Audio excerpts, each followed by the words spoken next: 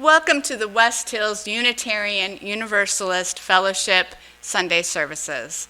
I am the Reverend Tracy Springberry. I use the pronouns she and her, and it is my delight to serve this warm and committed congregation.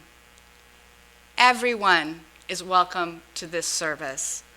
Our faith honors the value of every person, as well as the relationships that weave all of us and all of existence into a connected web.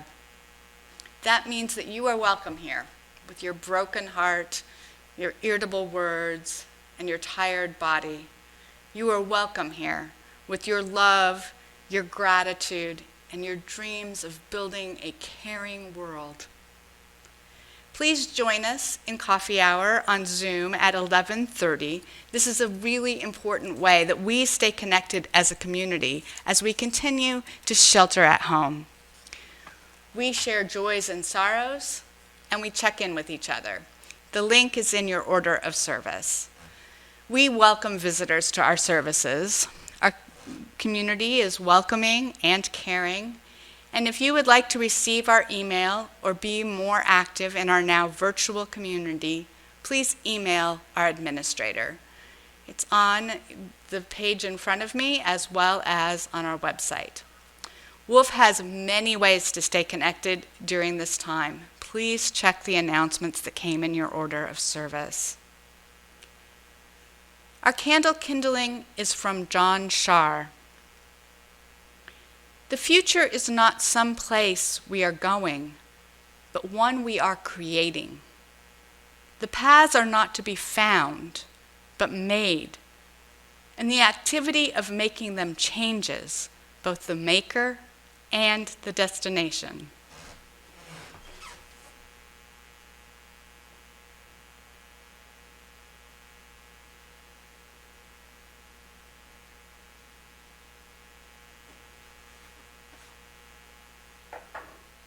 Please join us for our affirmation.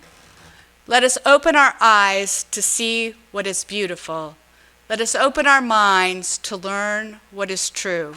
Let us open our hearts to love one another.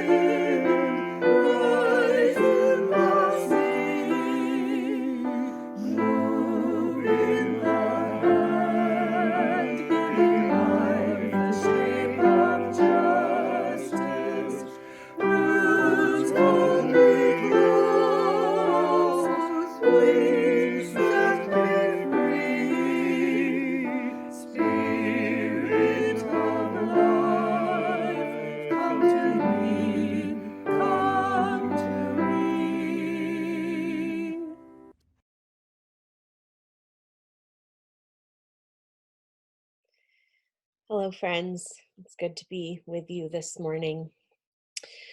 Remember a few weeks ago when we learned the story of how the chalice became the symbol of Unitarian Universalism? Do you remember that?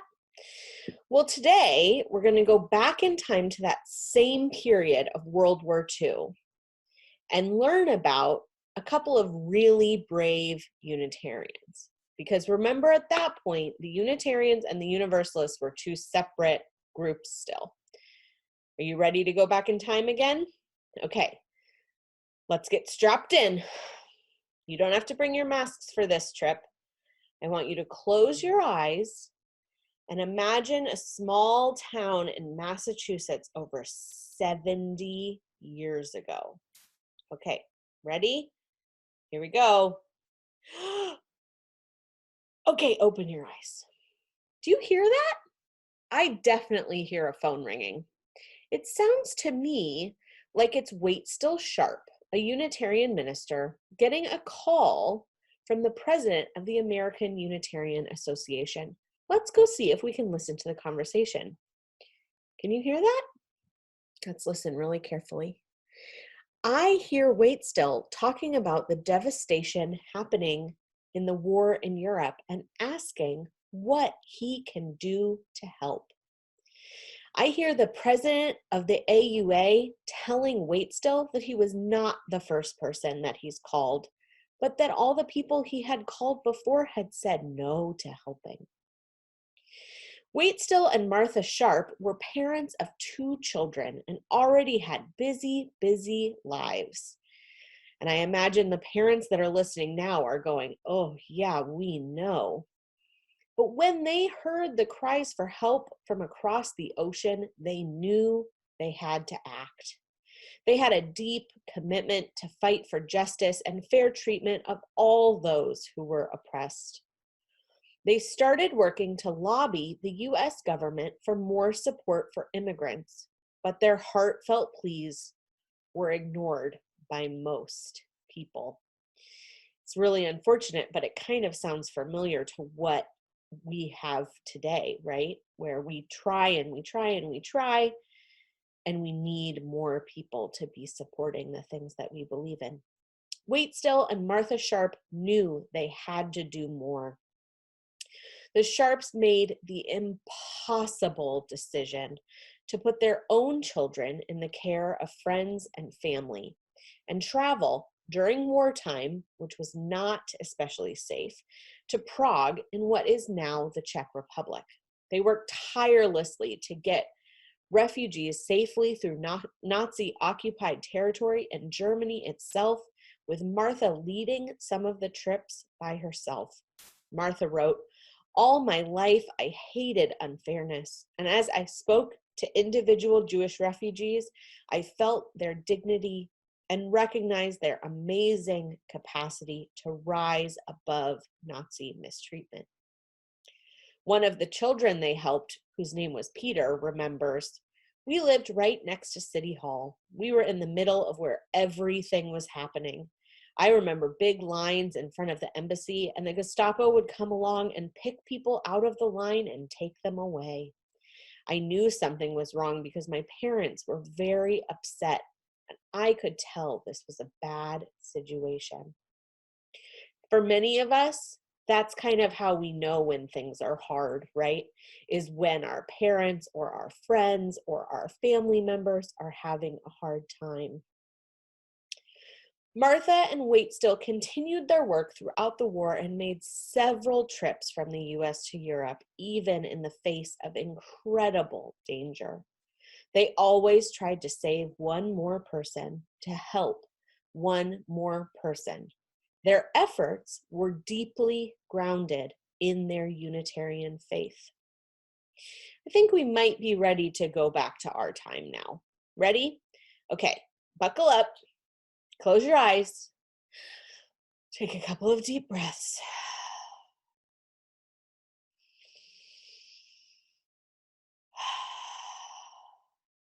And open your eyes. We are back in 2020. Many, many years after the war, Martha and Waitstill were granted one of the highest honors that the Jewish people grant to non-Jews. They were named Righteous Among the Nations by Yad Vashem, which is the Holocaust Memorial and Museum in Jerusalem. They were only the second and third people to receive this honor. So I want to leave you with this thought. What can we learn from the Sharps? Now, I'm not suggesting that everyone needs to leave their families and go into a war zone and risk their health and their safety. But how can we live into our faith each day? How do we live into what our shared faith calls us to do, which is to affirm the inherent worth and dignity of every person, even in this time where disagreements run deep and things are felt even more deeply than they normally are? How do we, as Unitarian Universalists, stay grounded in our faith? What are your answers? How are you doing this? Are you helping your neighbor? Are you putting signs of hope and love and support in your window? How are you caring for the people in your lives? I would love to hear from you. Let me know. Building bridges between our divisions, I reach out to you, will you reach out to me? With all of our voices and all of our visions, friends, we could make such sweet harmony. Building bridges between our divisions, I reach out to you, will you reach out to me? With all of our voices and all of our visions, building bridges between our divisions, I reach out to you, will you reach out to me? With all of our voices and all of our visions, friends, we could make such sweet harmony.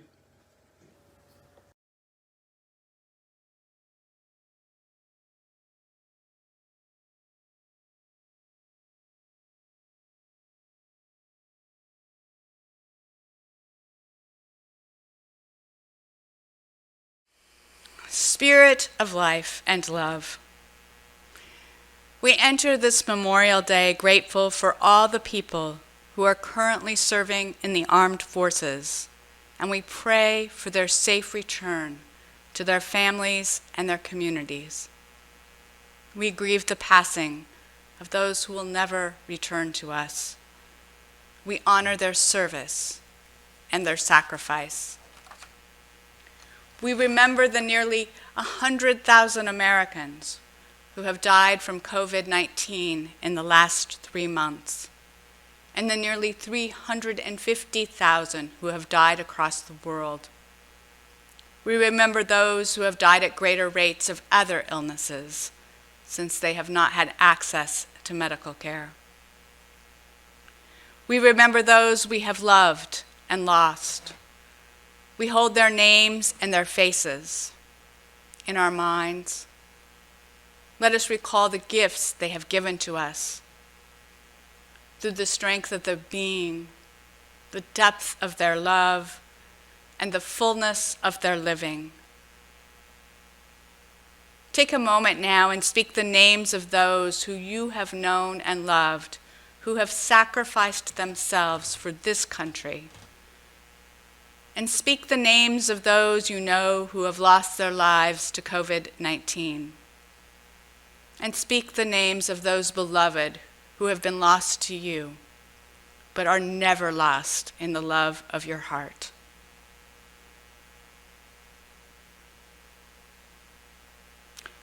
We will now spend time in silence and meditation and prayer, as is your tradition.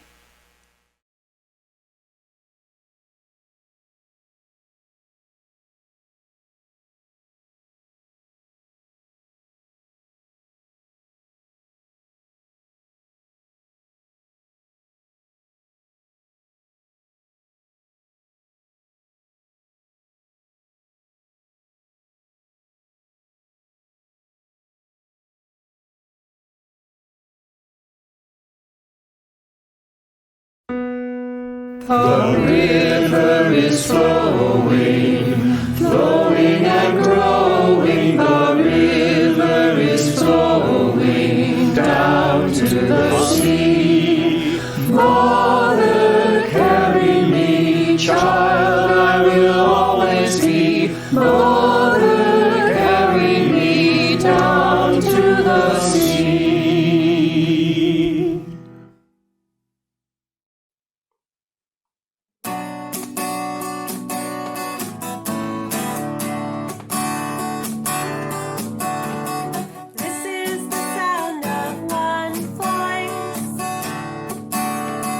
One spirit and one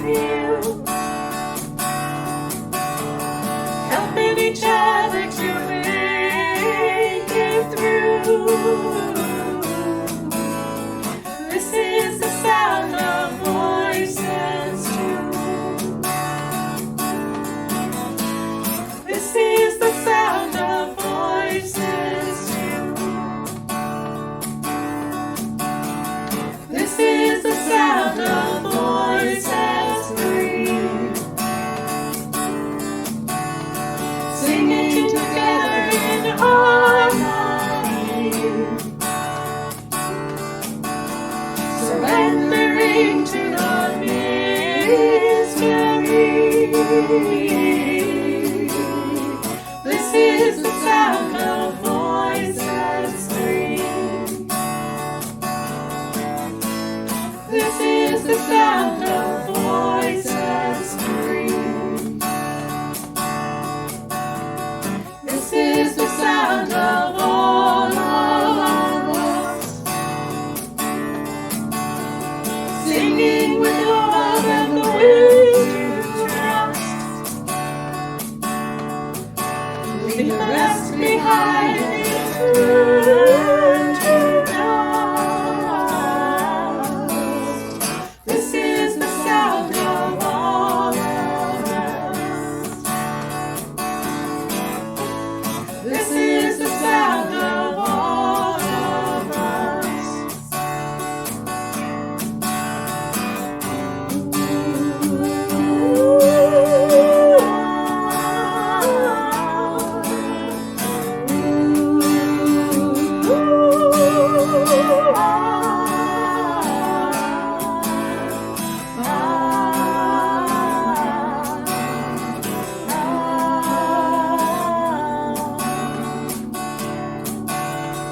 This is the sound of one voice, one people, one voice, song for everyone.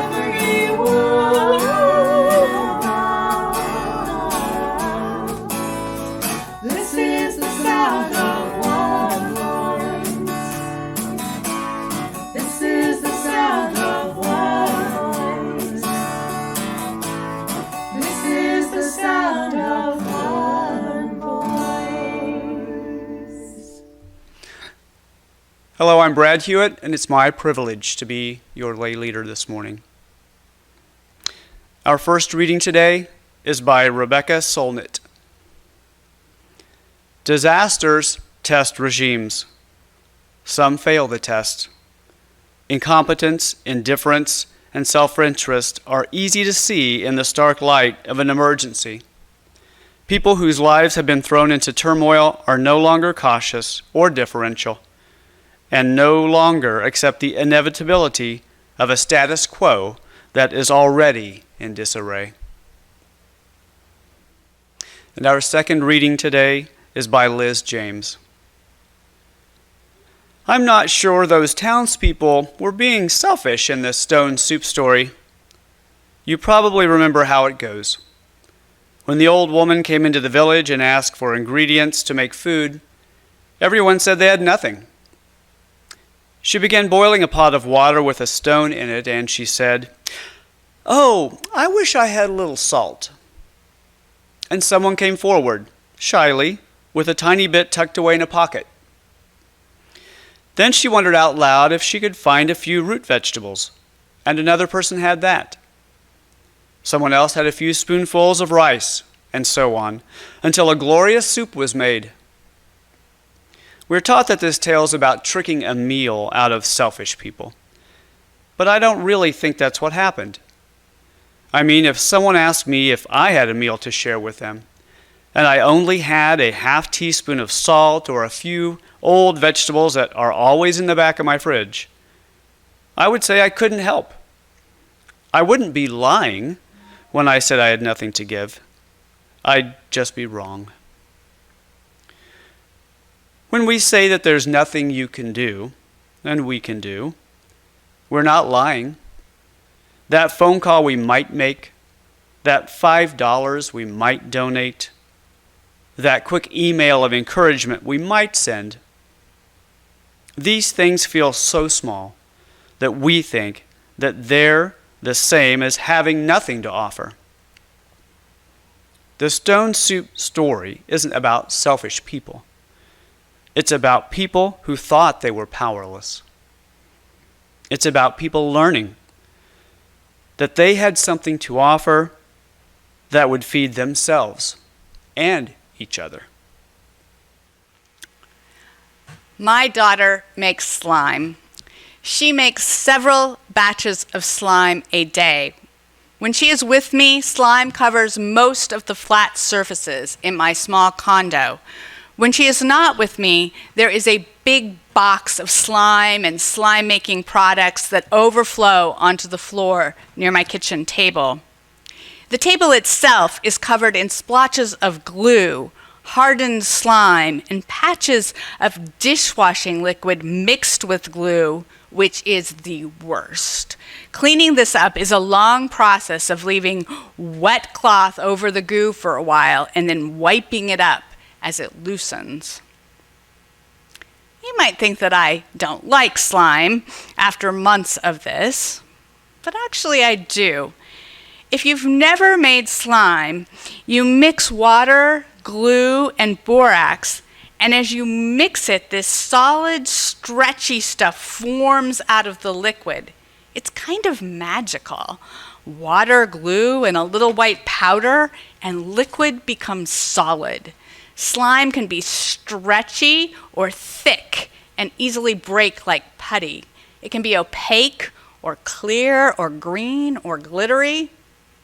It's creative, it's always different, but always the same, since suddenly solid just appears out of liquid. I conceptualized this sermon as a happy one. I wanted to tell stories of the way activists are working to bring progressive ideas that would help create a more caring, sustainable world into being. I imagined 3 heartwarming stories about the work that is being done and how we could be a part of it. It would be an incredibly hopeful sermon. I started my thinking with 2 quotes by public intellectuals that I decided to interpret as positively as possible. The first is from Rebecca Solnit, who wrote today's reading. Disasters test regimes. Some fail the test. Incompetence, indifference, and self-interest are easy to see in the stark light of an emergency. Peoples whose lives have been thrown into turmoil are no longer cautious or deferential and no longer accept the inevitability of a status quo that is already in disarray. Milton Friedman wrote in 1982, "Only a crisis, actual or perceived, produces real change. When the crisis occurs, the actions that are taken depend on the ideas that are lying around." We are in the middle of a very big crisis. We are nearly 3 months into this in the United States, and the numbers of dead and infected keep climbing, even though it seems clear we are over the first peak. Whether this will be the only peak or one of many is something we just have to wait and find out. The trick is ensuring each infected person infects less than one other person. Will all the precautions as we allow more and more public activities be enough to do that? Certainly that is what public officials are hoping. Epidemiologists aren't quite as convinced. We just don't know, though. That is the thing about the future. You can't know it until you get there. What is true is that opening up isn't going to be much like life before COVID-19, and it's hard to know when it ever will be like that again. The devastation to the economy and people's confidence in public life will likely be wounded for a very long time. Right now, people are afraid of common spaces, of touching, of breathing near each other.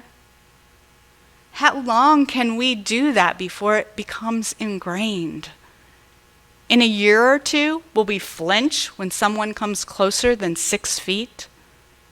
Will some people choose never to sing in church or go to a concert over the fear of getting sick? The tech giants have ideas lying around, and they are beginning to plan the infrastructure that will allow us all to live lives in isolation. They imagine a reality where we never have to leave our houses again, but continue to live in front of better screens with better infrastructure, creating a completely no-touch, no-gather society. Margaret Atwood, who is well known for The Handmaid's Tale, wrote another dystopia series that I found even more chilling.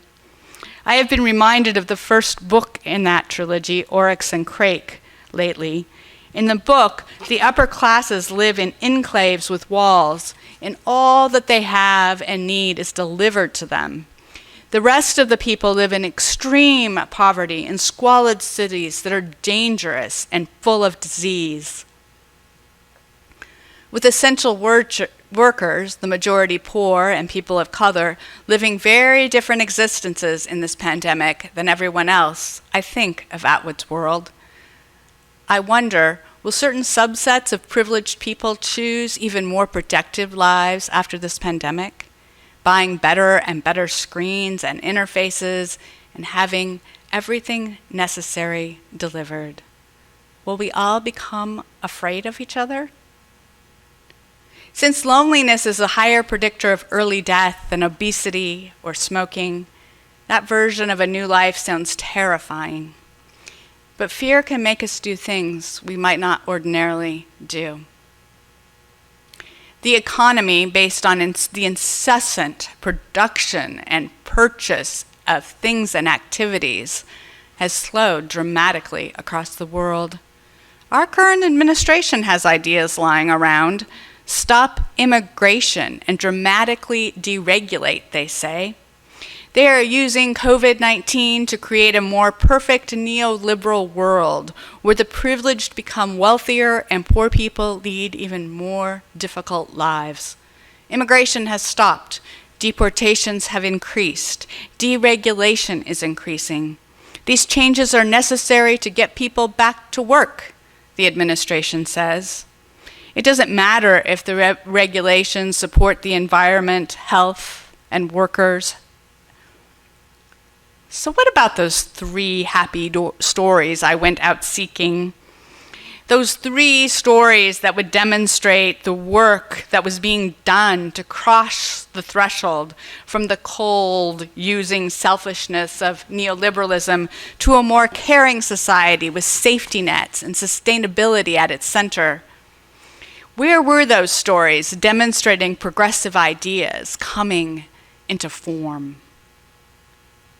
Well, they simply didn't appear the way I wanted them to.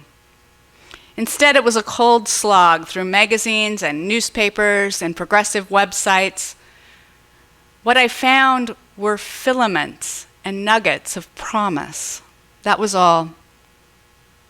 Since presidential hopeful Andrew Yang campaigned on a universal basic income, the concept is more out in the world of ideas, and the $1,200 payments in the early coronavirus support were loosely based on that. Since the pandemic, opinion writers in a wide range of publications are now discussing the pros and cons of such a possibility. More people are interested in it.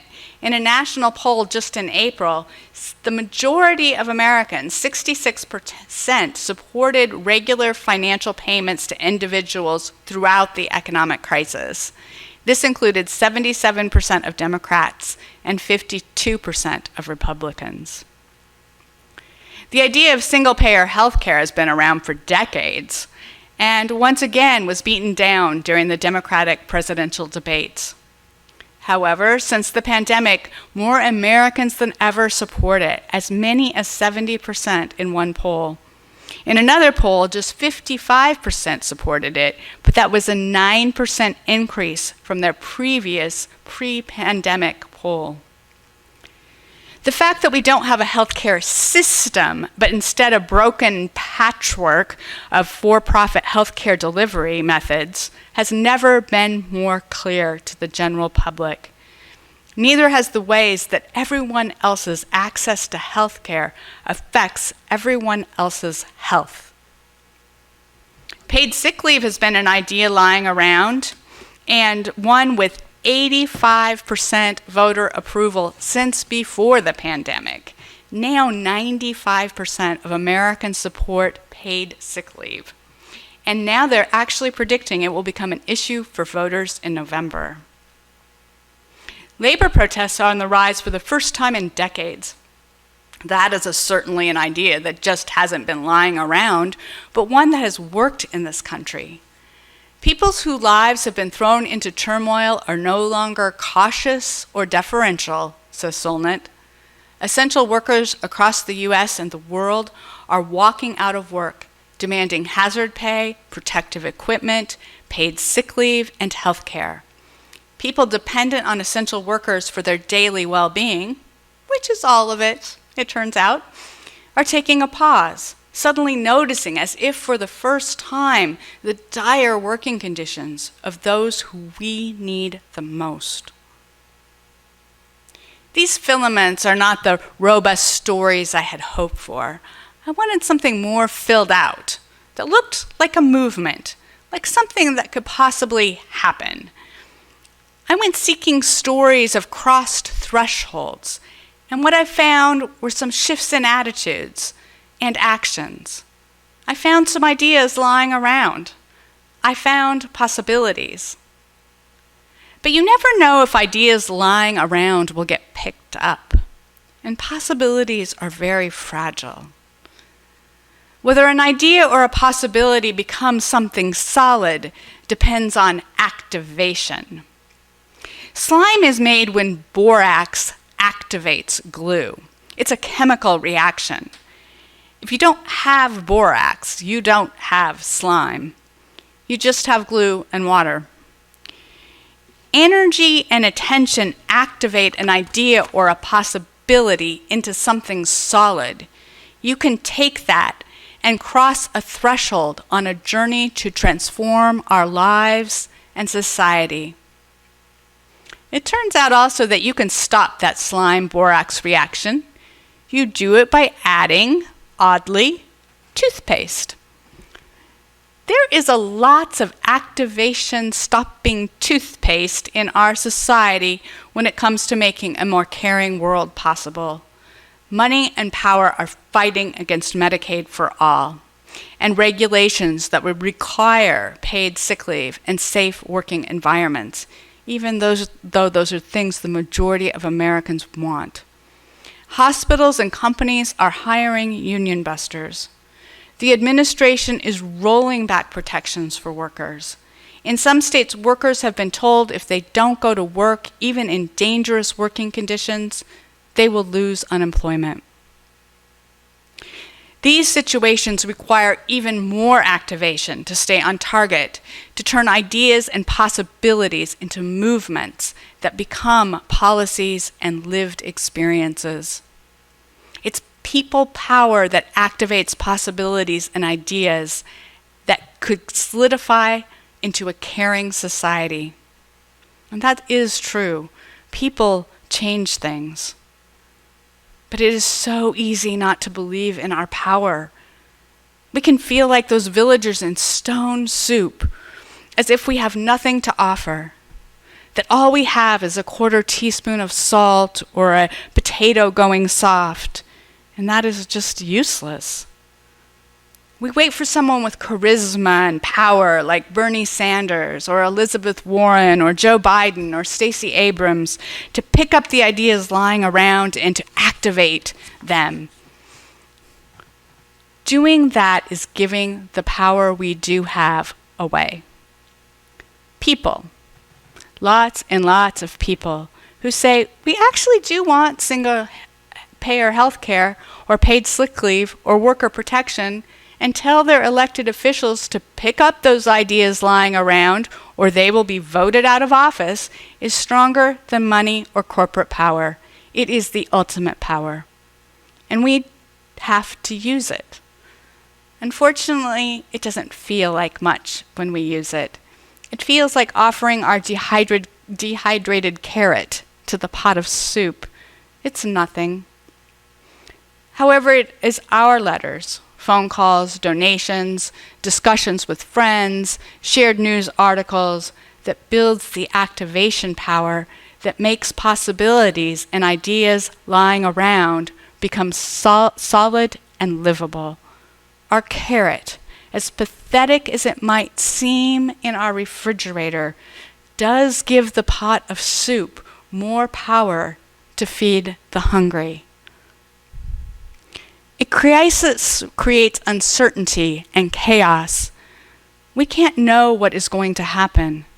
That is the horror of it and the wonder of it. What we do now matters. Our actions activate the ideas and possibilities that will form in chaos, making solid the world that we want. Remember that together we are powerful. This community, in partnership with all the other people who want a caring world, can create movements so that one day, sometime, next year or the year after, I can write that happy sermon with the 3 stories that show we are on the threshold of building the world we dream of. Remember, life is always calling us on.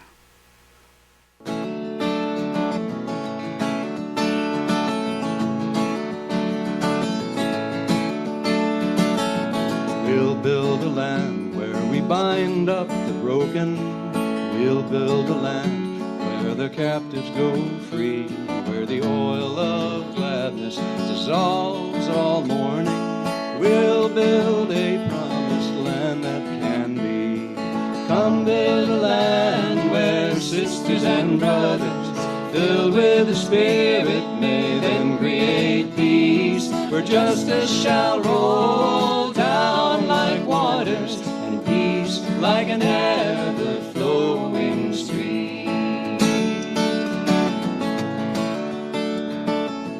We'll build a land where we bring the good tidings to all the afflicted and all those who mourn, and we'll give them garlands instead of ashes. We'll build a land where peace is born. Come build a land where sisters and brothers, filled with the Spirit, may then create peace, where justice shall roll down like waters, and peace like an ever-flowing stream.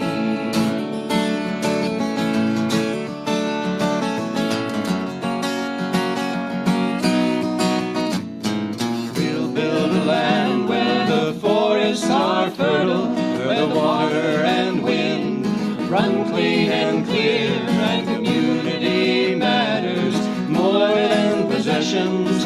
Come share this land, let's build it right here.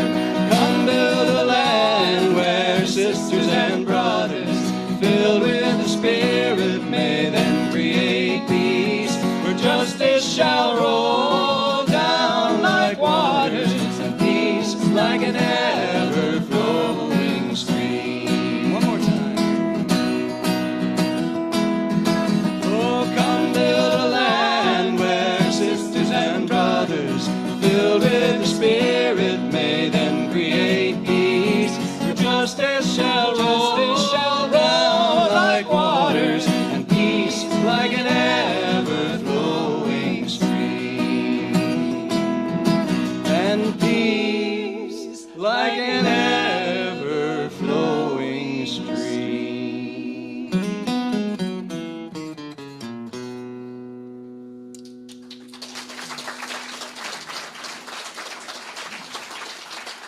As we prepare to gratefully give and receive our offering, please watch the screen for instructions on how you may offer financial support during this time. To offer other gifts, please join the discussion online and contact our fellowship via email, web, or phone to get involved. We are reminded that love is the currency of our community. Love that built the fires we are warmed by today. Love planted the trees that shade us. WHUUF exists because of the generous spirit and commitment of those who came before, as our future health depends on the dedication and commitment of those of us here now. Perhaps you will show your love with a monetary offering, or you will consider other gifts that you have to offer. We are grateful for them all.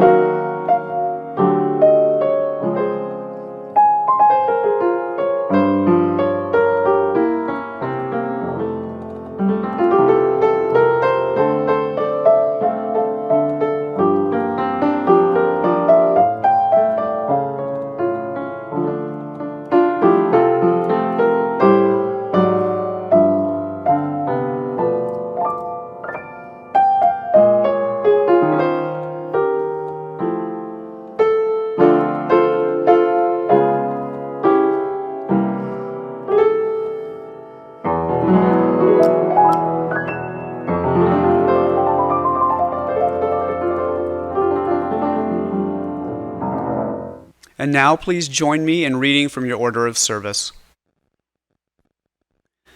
Let us be grateful when we are able to give, for many do not have that privilege. Let us be grateful for all those who share their gifts with us, for we are enriched by their giving. And let us be grateful even for our needs, so that we may learn from the generosity of others. Thank you for your gifts in support of our mission and our ministries. Our benediction is from the Reverend Sarah Lawal. When the pull to disappear takes hold with all its harsh realities, may we conjure up that fierce love to bring our hopeful vision into being, discovering the humanity, bravery, goodness still calling us forth. May we breathe into that story and make it come alive.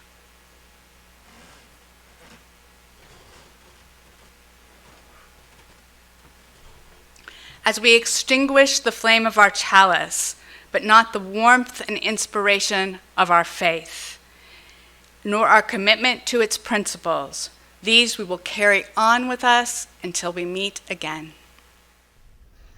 Carry the flame of peace and love until we